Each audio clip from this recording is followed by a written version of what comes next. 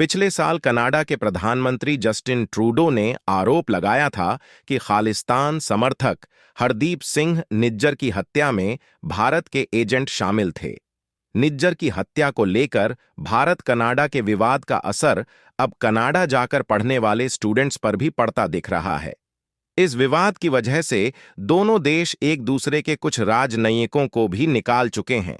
अब कनाडा ने भारत को बहुत बड़ा झटका दे दिया है। कूटनीतिक विवाद के बीच ट्रूडो सरकार ने अपना ब्रह्मास्त्र चला दिया है। पूरी खबर क्या है, हम आपको विस्तार से बताते हैं। दरअसल ऐसे भारतीय छात्र जो उच्च शिक्षा हासिल करने के लिए विदेश जाना चाहते हैं, उनके लिए यह एक बुरी खबर है। कनाडा सरकार ने ऐसा कदम उठाया है जो भारत के स्टूडेंट को प्रभावित कर सकता है। यहां की सरकार ने अपने लोकप्रिय फास्ट ट्रैक छात्र वीजा कार्यक्रम को समाप्त कर दिया है। फास्ट ट्रैक वीजा यानी स्टूडेंट डायरेक्ट स्ट्रीम प्रोग्राम वर्ष 2018 में 14 देशों के योग्य और इच्छुक छात्रों के लिए वीजा प्रक्रिया को सरल बनाने के उद्देश्य से स्टूडेंट डायरेक्ट स्ट्रीम (SDS) कार्यक्रम की शुरुआत की गई थी। इन 14 देशों में एंटीगुआ और बारबूदा, ब्राजील, चीन, Colombia, Costa Rica, Bharat, Morocco, Pakistan, Peru, Philippines, Senegal, Saint Vincent और ग्रेनेडाइंस, त्रिनिदाद और टोबैगो और वियतनाम शामिल थे। इस कार्यक्रम के तहत न सिर्फ वीजा प्रक्रिया को आसान किया गया था, बल्कि अनुमोदन दरें भी कम की गई थीं। एक अनुमानित डाटा के अनुसार 4 लाख भारतीय छात्रों में से करीब 60% ने वर्ष 2023 में SDS कार्यक्रम के तहत आवेदन किया था। SDS कार्यक्रम के तहत जो आवेदन किए गए थे, उनकी स्वीकृति दर 95% थी। वीजा प्रक्रिया पूरी होने में केवल 4 सप्ताह लगते थे। ये नियमित स्टडी परमिट के लिए लगने वाले समय का आधा था। इस योजना के तहत यदि आवेदक बायोमेट्रिक्स जमा करते थे और सभी योग्य शर्तों को पूरा करते थे, तो आवेदन 20 दिनों में प्रोसेस कर दिया जाता था। वहीं बीते शुक्रवार को फास्ट ट्रैक छात्र वीजा कार्यक्रम को खत्म करते हुए immigration, refugee and citizenship Canada (IRCC) ने कहा कि कनाडा सरकार का लक्ष्य कार्यक्रम की अखंडता को मजबूत करना और सभी छात्रों के लिए आवेदन प्रक्रिया को एक समान और निष्पक्ष बनाना है।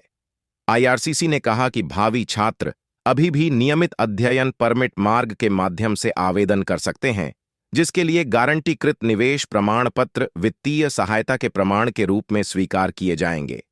कनाडा गवर्नमेंट का कहना है कि फास्ट ट्रैक स्टूडेंट वीजा को खत्म करने के पीछे सबसे बड़ा कारण है विदेशी छात्रों की संख्या को सीमित करना।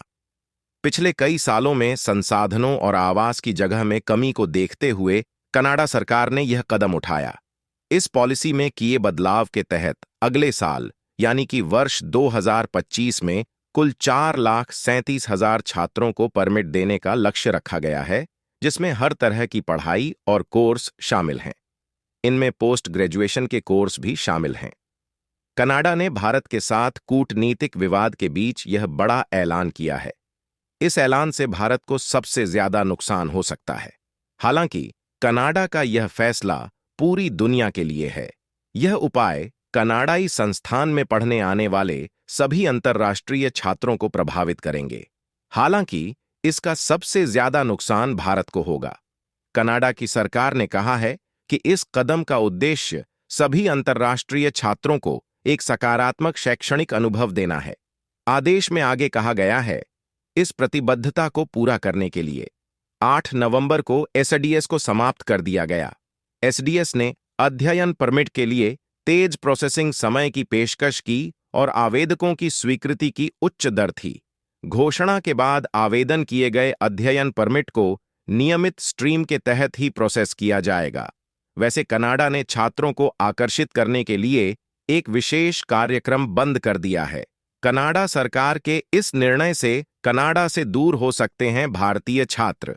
छात्रों की कनाडा में रुचि कम हो जाएगी और लोग अन्य देशों की ओर रुख कर सकते हैं। कनाडा और भारत के रिश्तों में पहले से चल रहे विवाद में इस नए नियम ने आग में घी डालने का काम किया है। इससे दोनों देशों के बीच दरार की खाई और भी गहरी हो जाएगी।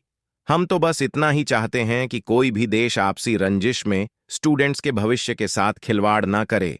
आपकी इस बारे में क्या राय है, आप कमेंट करके हमें बताइए।